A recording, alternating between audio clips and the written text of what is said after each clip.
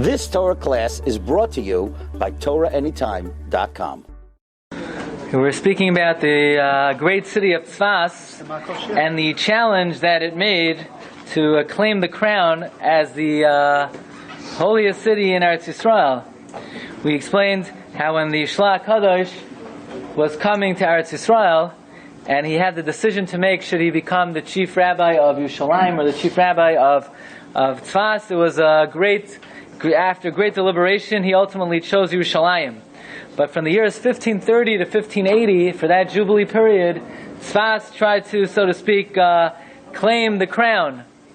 And in fact, during those 50 years, we could make the case that never in history was there a collection of Gedolei Yisrael from 1530 to 1580 in Tzfas that there was any time, anywhere in all of Jewish history.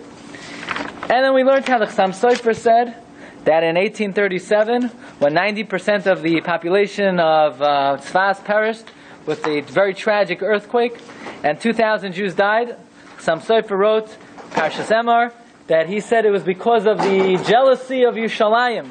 Chassam Sofer wrote that it's Kinas Yerushalayim Asus Azois. It's because everybody, they come to Eretz Yisrael and they go to Tzfas and they ignore Yerushalayim. Yerushalayim, like a jealous wife, took revenge. And we learned how the Chassam Sofer said that even though everyone's running to Tzfas on Lag BaOmer, he says, don't count me among them. How could you forsake the Shar HaShamayim? So with that background, we begin one of the most interesting episodes in Jewish history, and that is the Semicha controversy. Now, just right off the bat, we turn to the end, and number 21, the Ramah says that you have to know Semicha Bizman Hazeh is a formality. It's not significant. The guy has Semicha, he doesn't have Semicha. Some of the Gedolei Olam didn't have Semicha, and vice versa. Some people who don't know their Aleph from their Beis, they have Semicha, and it's as valuable as the paper it's printed on. So Semicha nowadays, Rama writes, Inyan ha-Semicha is shenagu b'zman hazeh. What's the function of Semicha? Kedei sheyedu kol ha'am shehigia l'hayra. Just that people should know that he could paskin, and whoever his Rebbe was, his Rebbe gives him permission to offer his opinion on halachic issues. But Rabbi Sai, once upon a time, Semicha had great value. Semicha was so valuable that if you didn't have Semicha, you cannot dan dinei knasos. Dinei knasos, someone stole, you want to be mechayvim kefel. You have to have Semicha. All knas. An anusa, mafuta, all the knasos in the Torah, you need authentic smicha for. To give capital punishment. Someone desecrates Shabbos. Imagine a guy, he shows up in shul. How'd you get here? I drove here. Did anyone tell you not to? Yeah, sure. Reuven and Shimon, they both warned me not to drive. So the guy, he thinks he's getting called up for an aliyah. Meanwhile, you call him up, you tie him up, you carry him up to the Bezdin, and you throw him off the roof. That's what they used to do, right? Misas Bezdin. Again, right? In order to give capital punishment, you need to have smicha. And most importantly for our purposes, in order to be mechayev malchus, you have to have smicha. Which means if someone wore shatnez, it's a lav sheish by maisa, the guy walks into shul, he says, check it out, you go boss. He said, but it has shatnez in it. Shatnez, what's the difference? Did anyone tell you not to wear it? Yeah, the guy in the store said, maybe you don't want to buy. So we take the guy, he had his warning, we whip him. In order to give capital punishment, in order to be dan dinei knasos, in order to give malchus, you need to have smicha. Now, what kind of smicha? You have to learn Yeridea, you have to learn Chosh Mishpat, Yeridea, Yadin Yadin. What kind of smicha we're talking about? The kind of smicha we're talking about is authentic smicha dating back to Moshe Rabbeinu. Moshe Rabbeinu in Parshas Ba'aloischa, Parshas Pinchas, he put his hands on Yoshua ben Nun, Samach Yadai Alav. Nowadays, the only smicha you have is on a par, on a bull, or on a cow. But the authentic smicha on a rabbi, that stopped. So Moshe Rabbeinu put his hands on Yeshua ben Nun. Yeshua gave smicha to the Zakenim, and the smicha system continued until the times of the Amoraim. We're going to see that the smicha stopped in the times of the Amoraim, when the great yeshivas in Eretz Yisrael were abolished under Roman occupation in the 4th century. But this authentic smicha dating back from Moshe Rabbeinu, which meant like this: you could not have authentic smicha if your Rebbe didn't have authentic smicha. You could be the Gadol Hadar, you could be the Rambam. The Rambam did not have authentic smicha. The Gaonim did not have Rav Hai Gaon, Rav Shiur Gaon, Rav Sai. There was no smicha then. The last of them were Ravina Ravashi. They didn't have.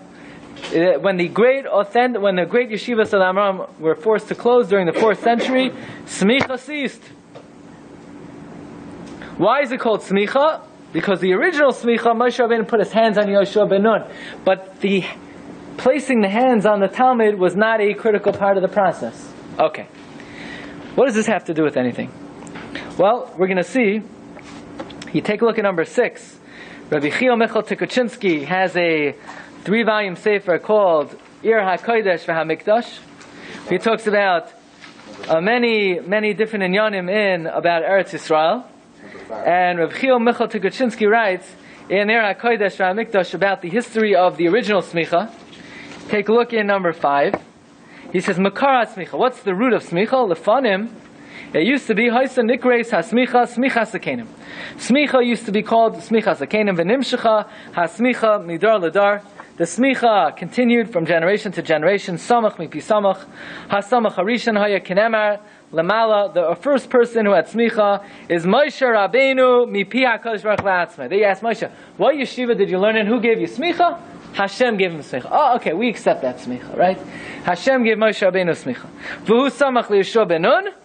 Like the pasuk says, Kach es Yehoshua b'samachta es yadcha alav, vayismach es yadav alav vayitzaveu, v'Yehoshua ben Nun molei ruach chachma ki samach Moshe es yadav alav. And Moshe likewise gave smicha to the Shivim Zakenim, like it says, Esfali ish miziknei Yisrael. Okay. And Rabbi Chil Michal goes on to say, even though the original smicha was hand on head, but the subsequent smichos, it was no longer samach biyad al harosh, but it was merely in name. Karali Rebbe v'yavli reshuse lamedan dinei knases. Okay, fine. And then he goes on to say the smicha continued until after the Churban Beis Hamikdash, not only in the times of the Tanam, even in the times of the Amoran, and it lasts until the end of the days of Abai and Rava, until Hillel Hanasi. Okay. By the way, the Gemara in Masechta Sanhedrin, Daf Yud Gimel Amud Beis, going on to Yudal Amud Aleph, tells us how the Tanoim and Amram were Meiser Nefesh to be able to continue the smicha process. There was a Gzera, the Romans issued a decree that any city, any person who gives smicha, we will destroy them. Any city that the smicha is given, we will raise the city. And the tchum around the city will be raised, will be plowed over. There was a great man, Zachor Latayv, his name was Yehuda ben Bava. He went in between 2 cities. He didn't want any city to be destroyed. He went away from the tchum of the cities. He stood in between 2 mountains. And he gave smicha to 5 Talmidim. Rav Meir, Rabbi Yossi, Rabbi Yehuda, Rabbi Shimon, Rabbi Elazar. And the Romans found out. And the Romans were chasing them. And he says to his Talmidim, run, run! And they said, Rebbe, what's going to be with you? He said, I'm going to stand here. Ke'evan doimim she'en lo hafuch. He stood between the 2 mountains. He stopped there. The only way to go was through the narrow path between the mountains. The Talmidim ran away. And they preserved the smicha system. And they pierced his body with 300 spears. But he was Meiser Nefesh to be able to continue the smicha process. But then the smicha, unfortunately, it died with many of the institutions of Klal Yisrael, and we no longer have smicha today.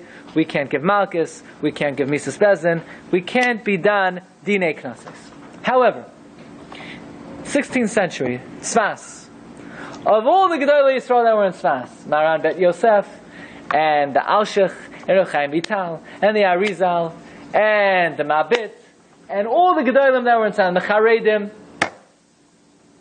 Who is the leader of all these Chacham and all these this Jewish community in Sfas? Who is the leader of the time?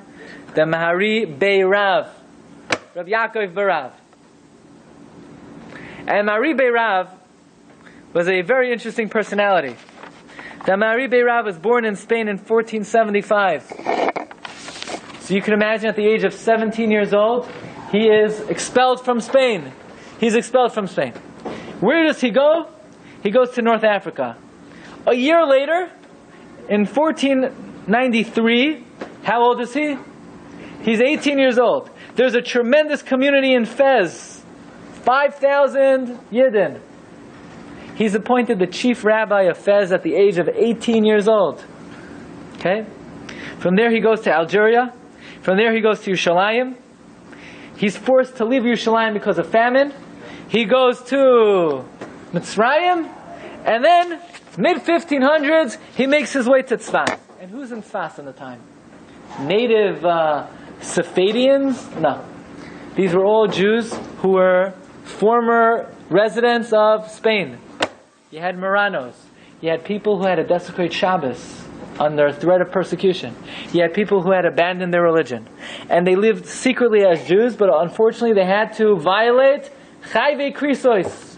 And they come back to Eretz Yisrael with the looming Gezerah of Chayiv Kares. Imagine a Yid. He wants to return to his roots. He wants to be an observant Jew again. And we tell him, no problem, do tshuva. He says, tshuva only helps for Lavin. We said, don't worry, Yom Kippur. No. But I violated Shabbos. I abandoned my religion. We say, don't worry, you'll just be Chayiv Kares. So the guy is walking around with this, gray cloud hanging over his head. They couldn't live with themselves. They fell into deep depression. So the entire community, they were sullen, they were despondent, they were depressed. And Rabbi Yaakov Barav, who was the leader of Jewry in Tzfas, he had to come up with an eitzah to allow the Jewish community to rebuild itself. How could anybody, somebody's going to come to shul and learn, thinking, oh, don't worry, I'm just going to be chayiv kares. So he came up with a tremendous chiddush. And that is, if you look in the beginning of the third parak of the end of the third parak of Makos, it says, Kol chayave krisais hanilka pater mi krisasan. Anyone who's chayav kares, who takes upon himself, the way Rabbi Yaakov Berev read the Mishnah. Now what the Mishnah really means is that if someone was chayav kares and malchus, and he had malchus, he's pater from kares. But Rabbi Yaakov Beirav extended that to say that if someone is chayav kares and he takes malchus upon himself, he's pater from kares. So Rabbi Yaakov Beirav says, if we could somehow give these yidden malchus, they would be pater from kares. They would remove the chiv krisos that's looming over their heads, and they'd be able to live like normal Jews again. So Rabbi Yaakov Beirav was looking and searching for a way to reinstitute Chiyuv Malchus. So he went around the shows. Who wants Malchus? Everyone raised their hand. The only thing is he couldn't give it. And even if he would give it, it didn't have the status of Malchus. So how is he going to bring back Malchus? He has to restore Semicha. How is he going to restore Semicha? Wake up Moshe Rabbeinu. So he found the Rambam. And based on this Rambam, Rabbi Yaakov Beirav tried to reinstitute Semicha. He did reinstitute Semicha. He gave Semicha to 4 Talmidim, among which was the Beis Yosef. The Semicha continued to their Talmidim, the Alshich, and to their Talmidim and further. Eventually it stopped, but he based this innovation on a reading of a Rambam. The Rambam is in number 6. Says the Rambam, in order to continue Semicha, how many people with Semicha do you need? Do you need one person? Or is it sufficient to have do you need 3 people, or is it sufficient to have one person? Says the Rambam, if you have in Eretz Yisrael only one person with Semicha, Moishev Shnayim B'tzidai, he takes 2 guys, he says, Reuven, you sit on my right side. Shimon, you sit on my left side. V'soymech shivim ke'echad. He could give 70 smichas at one time. He gathers together 70 people. So here is the guy with the smicha. He said, we say, where do you have smicha from? Don't worry. Moshe gave the Zakanim gave Eli gave Shmuel gave David gave Achi Ashiloni gave Eliyahu Hanavi, and I have smicha for Eliyahu Hanavi. Fine. And he takes two guys. They say, "Who are you?" We learned for a year in Eretz Yisrael after high school. He puts them one on one side, one on the other. He then gives smicha to 70 people at once. In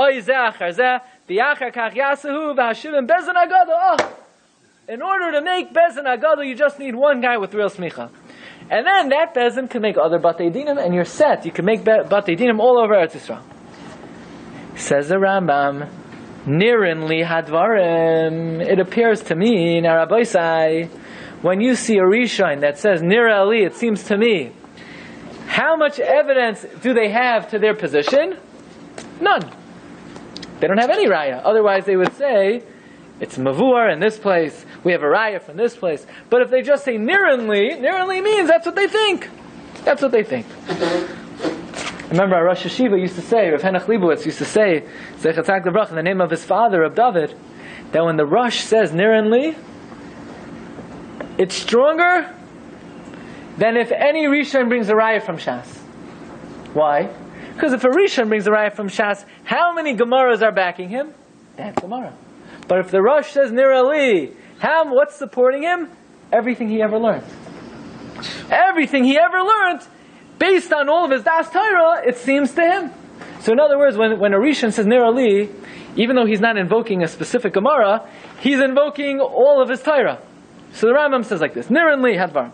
It appears to me, She'im hiskimu kol ha-chachamim she'be'eretz Yisrael.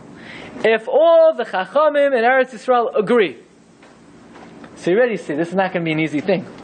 But if all the chachamim in Eretz Yisrael agree, limnois dayanim, to appoint dayanim, v'lismoi chaysan, and to give them smicha, harei elu smuchim.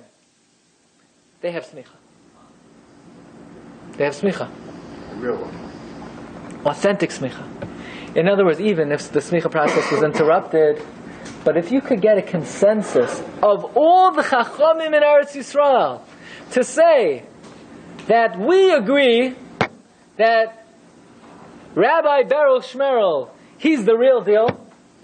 We all agree that in our limited capacity, we all acknowledge he is the real thing. This man has smicha. But the chain was broken. Says the Rambam, you could bring it back. V'yesh lahen ladon dinei knossos. And this individual, you could bring cases of knas to him. And this individual, v'yesh lahen lismach la'acherim. He could give smicha to others. So the Rambam, out of nowhere, is inventing, so to speak, that even though the smicha process ended in the 4th century, if you get the unanimous consensus of all the Chachmei Yisrael, you could reinstitute the classic traditional smicha.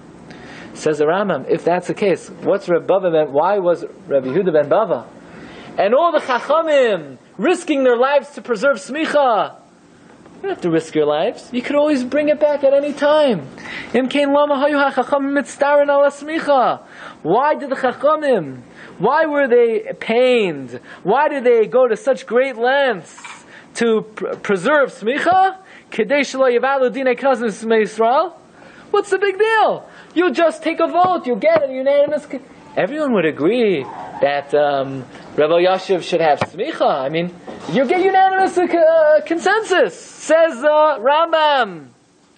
V'lefi sheYisrael mefuzarin, because Klal Yisrael is scattered. V'iyavsher sheyaskimu kulan. You'll never get unanimous approval. The Jewish people, they're scattered all over Eretz Yisrael. You're scattered all over Eretz Yisrael. You're never going to get unanimous approval. V'imhaya sham. Okay? So you hear what the Rambam's saying. The Rambam's saying, if smicha becomes abolished, don't sweat it. Relax. You can restore it. So why did Rabbi Yehuda ben Bava, why did he risk his life? Because Rabbi Yehuda ben Bava knew it would be very, very difficult after the dispersal of Klal Yisrael to get unanimous agreement. But, says the Rambam, if you would get such a thing, the smicha is valid. Okay. Right? You hear what the Rambam's saying? The Rambam, based on almost nothing, he says he feels smicha could be reinstituted. And then the Rambam concludes. If you have one person with authentic smicha dating back to Moshe Rabbeinu, Eino tzarich das kulan. You don't need everyone else's agreement to his decision when it comes to dinei knasos. Eladon dinei knasos l'chol. He by himself could dan dinei knasos shaharei nismach mipi bezdin, because he has authentic smicha. Says the Rambam, all you need is one person with authentic smicha, and that person among the body of the rest of the bezdin could dan dinei knasos. Now here, Rabbi say, the next three words, this is it. Ready? V'hadavar tzarich hechra. Basically, you just walk around. V'hadavar tzarich hechra. The matter needs what? Clarification. We need to decide whether this is true or not. V'hadavar tzarich hechra. The matter needs a definitive conclusion. And the question is, which matter? Which matter needs a definitive conclusion? Rabbi said, we need a definitive conclusion. What the Rambam means when the Rambam says the matter needs a definitive conclusion. What's the Rambam talking about? Does the Rambam mean we need a definitive conclusion if one person alone with authentic smicha could decide cases? Or does the Rambam mean we need a hechra, whether it's possible to reinstate smicha altogether? Right? There are two ways to read the Rambam. Rabbi said, look carefully. The Rambam made a statement that his opinion is that if all the Chachmei Yisrael get together, you could reinstitute smicha. And then the Rambam said that if you have one person with smicha, he could adjudicate cases even though no one else has smicha. And then the Rambam concludes, Hadavar tzarich hechra. Now does the Rambam mean we need a definitive conclusion as to whether it's sufficient for one person to have smicha? Or does the Rambam mean we need a definitive conclusion as to what? As to whether you could reinstitute smicha in the first place? So maybe somebody knows what the Rambam means. But right now we don't know. Does the Rambam mean v'hadavar tzarich hechra on his chidush, on his novel innovation? Or does the Rambam mean on his last halach? And bichlal, what does the Rambam mean? His opinion is you can reinstitute smicha. I mean, could we say, my opinion is that we could reinstitute nevuah. That if a guy gets up on a soapbox in Times Square, and all the Chachamim say, yeah, he's a real Navi, so then he's a Navi? Based on what is the Rambam saying? You could reinstitute smicha. It doesn't say anywhere in the Chumash you could reinstitute smicha. If smicha means going back to Moshe Rabbeinu, so this guy's smicha, I don't care if you get every last rabbi to sign a document that this guy has smicha. It's not smicha. What is this based on? Yes. Says the Rambam in the Parsha HaMishnayos. Look at number 9.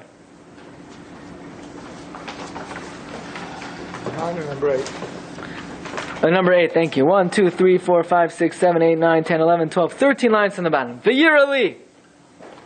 Ki kishatiya haskama mikol hachachamim v'hatalmidim.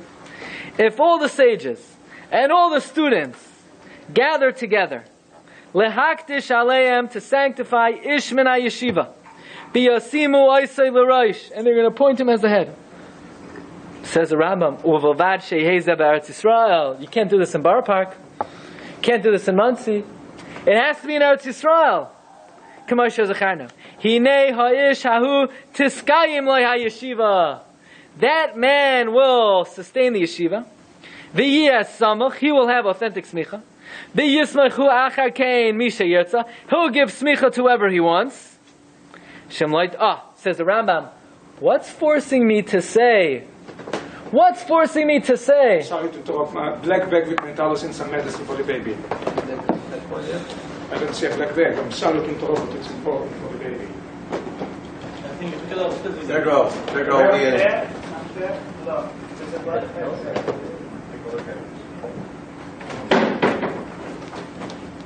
Says the Rambam, what's forcing me to say?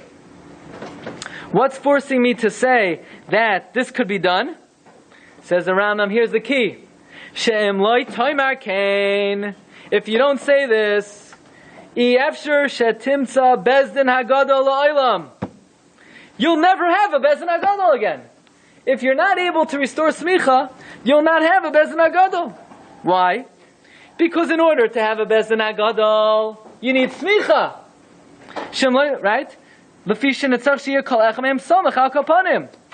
So you say Rambam. Who says you'll ever have bezdin hagadol again? Maybe we lost it. Right? There's certain things we're not going to have again. So who says we'll ever have a bezdin hagadol? Says the Rambam. HaKadosh Baruch Hu Yad, God promised sheyashuvu, that you will have bezdin hagadol again. God says, I will restore my judges like in the beginning, and my councilmen like in the beginning. Afterwards, you shall be called the city of justice. So says the Rambam, if Hashem is promising us that once again we'll have real dayanim, and we'll have real batei dinim. Real dayanos cannot be without smicha.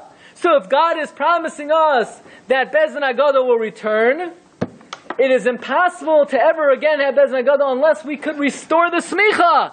And I look through Shas, it says nowhere that there's a way to restore smicha. It says the Rambam, it must be, this is the authentic way to restore smicha.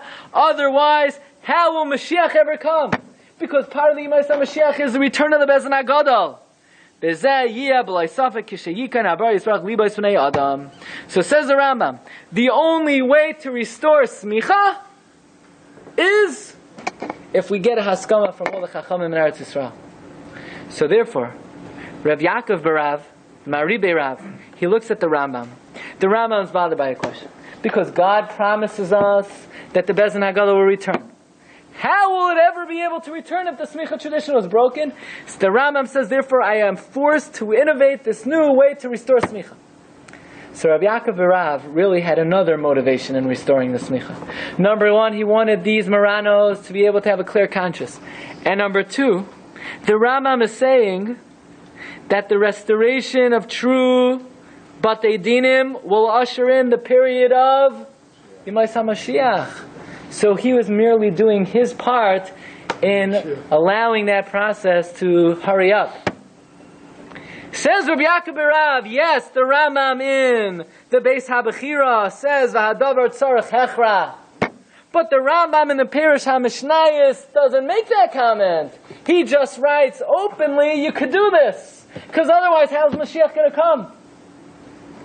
And based on this Rambam, Maribe Rav said, you need to get what? Every last chacham? You actually think you need to get every last chacham? The Rambam says, Kol Chachmei Yisrael. Kol Chachmei Yisrael means Rubai Kakulai, the majority of the chachamim. If not every last one, but at least most of them. And since the majority of the Roiv Binyan and the Roiv Minyan of the Chachamim were in Tzfas, Rav Yaakov Barav felt that if we get the majority of the Chachamim in Tzfas to agree and to unanimously, at least in Tzfas, to accept this proposal, then we're going to put it into motion. And in fact, remember this date, it was the year Reish Ches Tzadi, the year 1538. Rav Yaakov Barav, together with his Talmidim, they all got together and they pronounced that Rabbi Yaakov Barav has smicha. And in fact, if you look in the Kiryas Sefer, in number 8 on your sheets, number 9 on your sheets, the Kiryas Sefer brings down on the Rambam on the place that in the year Hey Reish Chef Tzadi, Roiv Chachmei Yisrael Sheberetz Yisrael agreed to give smicha to Rabbi Yaakov Barav. He then proceeded to give smicha to some of his Talmidim, and they restored the glory of smicha to its greatness. Rabbi Michal Tukachinsky writes that we don't exactly know who he gave smicha to. We know all the chachamim that gathered, they agreed to give smicha to Rabbi Yaakov Barav. We know he gave smicha to Maran Bet Yosef, Rabbi Yosef Karo, and he gave smicha to the Mabid, Rav Moshe Matrani. Who the others are, we don't exactly know. There are different versions. And then we know Rabbi Yosef Karo gives smicha to Maram Alshich, Rav Moshe Alshich. And then Rav Alshich the Rav Moshe Alshich gave Smicha to Rav Chaim Vital, and then, for some reason, we don't know exactly why, Smicha stopped. If you look in the Seder Hadaros in number 11, Rabbi Chiel Halpern writes, actually, Smicha was given to 10 Chachamim. They gave Smicha to Rav Moshe Arukash, Rabbi Yisrael Kuriel, Rabbi Chia Barukash, Rabbi Shmuel Chacham, Rabbi Yeshua Shuncino, Rabbi Yosef Karoi, Rabbi Shmuel Almoshinino. However, Rabbi Chemachel Tekachinsky writes that these people were probably given smicha by some of the original Chachamim who were given smicha. But in any event, based on the reading of the Rambam, based on the fact that the Rambam in the Parsha Mishnayos does not write V'hadavar tzarech hechra, he writes definitively you could restore the smicha. So the fact that the Rambam writes V'hadavar tzarech hechra in the Beis HaBechira, we're going to see Mitzvah Hashem next week. The Rabbi Yaakov Barav felt it could be read differently. And in the year 1538, in fact, Rabbi Yaakov Barav, motivated by the desire to alleviate the depression and the despondency of the Maranos, motivated by the desire to try to usher in the Yemais HaMashiach, he actually restored the smicha process because he had the majority of Chachamim in Eretz Yisrael. But there were many Chachamim in Yerushalayim, but they were just small amount. And without consulting with them, and without getting their opinion, and we're going to see even the Mahalbach, who is going to be the main antagonist to the Smicha restoration, he conceded that Rav Minyan, Ubinyan of Chachmei Yisrael were in Tzfas. In fact, the Mahalbach writes in his Kuntrus HaSmicha that Rabbi Chiel Michal Tekachinsky quotes, Ki Chachmei Tzfas Nefishi Tuva Minan. There were more Chachamim in Tzfas, but nevertheless, this is an illustration of the tug of war that existed. Tzfas had the majority of sages. But the Mahalbach is going to say, without getting the approval of the Chachmei Yerushalayim, as small as they may be, as few as they may be, it's not going to work. And even if you're going to come and get our haskama after the fact, the same way in a Sanhedrin, you need to take the vote before you come up with the decision. Not first get the Rav and then tell the Miyad about your decision. Even if the Miyad agrees with you after, they're not counted.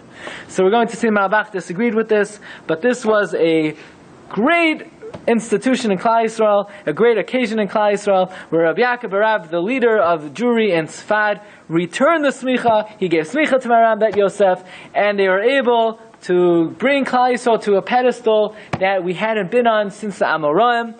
And stay tuned to Mitzvah Hashem next week. We're going to learn about the opinions of the Mahalbach and what happened eventually to the smicha process. Have a wonderful week. You've just experienced another Torah class brought to you by TorahAnytime.com.